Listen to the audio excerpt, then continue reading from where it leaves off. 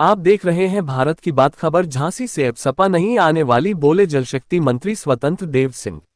Jhansi Samajwadi party में बेटी बहुएं सुरक्षित नहीं थी। लोगों के सरकारी कार्यालयों में कार्य नहीं होते थे। समाजवादी पार्टी में गुंडागर्दी चरम पर थी। ये बात उत्तर प्रदेश सरकार के जलशक्ति मंत्री ने कही।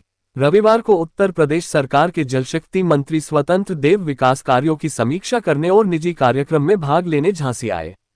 इस दौरान उन्होंने सपा को आड़े हाथों लेते हुए जानकार कटाक्ष किया। उन्होंने कहा कि अब सपा आने वाली नहीं। उन्होंने भाजपा शासन की कानून व्यवस्था को सही बताते हुए कहा कि आज महिलाएं बेटियां देर रात शादी समारोह से सुरक्षित अपने घर पहुंच रही है। इससे पहले सपा शासन में लोग माथे पर तिलक लगाकर जाते थे तो काम नहीं होता था, ऑफिसों में बेटी बहू घरों से नहीं निकल पाती थी। भाजपा की सरकार में सब सुरक्षित है। इस शासन में जीरो टॉलरेंस पर कार्य हो रहा है। उत्तर प्रदेश आगे बढ़ रहा है। सड़कों का चाहुमुखी विकास हो रहा है। बिजली व्यवस्था सहित सुख सुविधाएं मिल रही है। मोदी योगी के राज में सब खुश है। संभल के मामले पर कहा कि भाजपा जीत रही है लगातार, इसलिए विपक्षी दंगा फैलाने का काम कर रहे हैं। उन्होंने कहा कि इस शासन में शांति से हिंदू मुस्लिम दोनों एक साथ रह रहे हैं। भाजपा शासन ने बिना भेदभाव किए सभी को आवास, पीएम और सीएम आवास दिए हैं। सभी को बिना भेदभाव के राशन निःशुल्क मिल रहा है। सपा में सपाई डीआईजी को सिपाही समझते थे, इस शासन में सिपाही को डीआईजी समझते हैं। उन्होंने कहा कि मुख्यमंत्री का नारा है बटेंगे तो कटेंगे, मिलकर रहेंगे तो नेक रहेंगे, सेफ रहेंगे। अन्य देशों की अपेक्षा यहाँ शांति है। गरीबों की सेवा कर रही है मोदी योगी सरकार, इसलिए भाजपा का जानदार बढ़ रहा है। मोदी योगी सरकार में लोगों के घरों तक पानी पहुंच रहा है। बुंदेलखंड पानी के लिए परेशान था, लेकिन अब मोदी योगी की सरकार में हर घर नल से जल और निःशुल्क राशन पहुंच रहा है।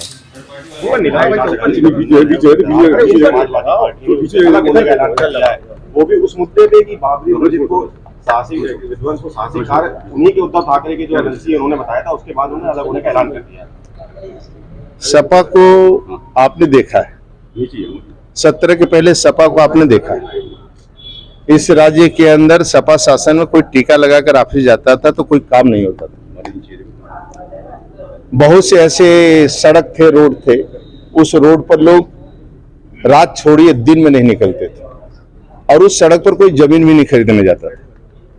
आज योगी सरकार आने के बाद वह सड़क पर लोग जमीन भी खरीद रहे हैं। अब दिन में 12 बजे रात को निकलते हैं, किसी प्रकार की घटना नहीं होती है और बेटी माँ दोनों शादी विवाह समारोह में जाती हैं और सुरक्षित वापस आती हैं। ये सरकार का दिन है। सपा जब जब राज्य में रही है गुंडागर्दी और भ्रष्टाचार, इसलिए सपा को ज्यादा नोटिस लेने की जरूरत है। इसलिए वह सपा अब आने वाली नहीं है, चाहे 24 का 27 का चुनाव हो, उसको आना नहीं है। इसलिए आज भी महाराष्ट्र में विकास के नाम पर वोट दिए हैं, नेतृत्व के नाम पर वोट दिए हैं और जो काम के आधार पर हम लोग काम करते हैं उसके आधार पर सुशासन, कानून का राज है, इस पर वोट देते हैं। गरीबों की कल्याण की योजना है। आप मेरे को बताइए, पूज्य बाबा भीमराव अंबेडकर का सपना, उनका साकार कौन कर रहा है? मोदी जी कर रहे हैं। यानी उनका सपना था कि दलित, शोषित, वंचित अपने पैरों पर खड़ा हो। आज बनटांगिया, मुसर, थारू को पक्का मकान देने का काम कर रहे हैं। घर घर नल कनेक्शन दिया जा रहा है, पानी की व्यवस्था हो रही है और भूख से भी ना कोई मरे और भूख से कोई सोए भी ना। भूख के कारण आज अन्न दिया जा रहा है। तो आज आप बुंदेलखंड में, बुंदेलखंड देखे ना पानी मिलता था, यही बुंदेलखंड में बांदा में महिलाएं दम तोड़ देती थी भूख के अभाव में। आज पानी भी पहुंच रहा है, जहां नहीं पहुंचा है बाद में पहुंच जाएगा, लेकिन सभी घरों में पानी और अन्न भी पहुंचाने का काम यही सरकार कर रही है। सरकार नौकरी नहीं दे पा रही है, कभी कोर्ट में मामला अटक जाता है। आप बताइए 6 लाख नियुक्तियां हुई।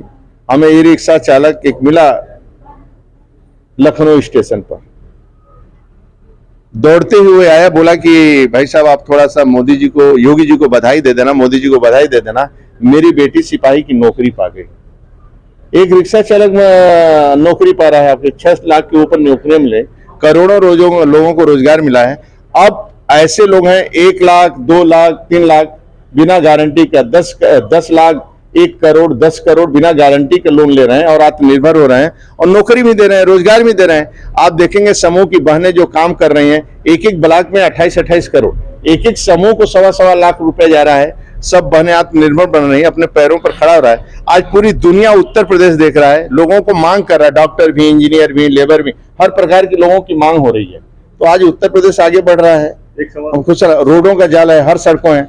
आप देखेंगे हमारे तीर्थ स्थलों पर लोग आ रहे हैं, बड़ी संख्या में आ रहे हैं। आज काशी चले जाइए, अयोध्या चले जाइए, चित्रकूट चले जाइए, वृंदावन चले जाइए, एक होटल खाली नहीं है, रेस्टोरेंट खाली है, ई रिक्शा चालक खाली नहीं है।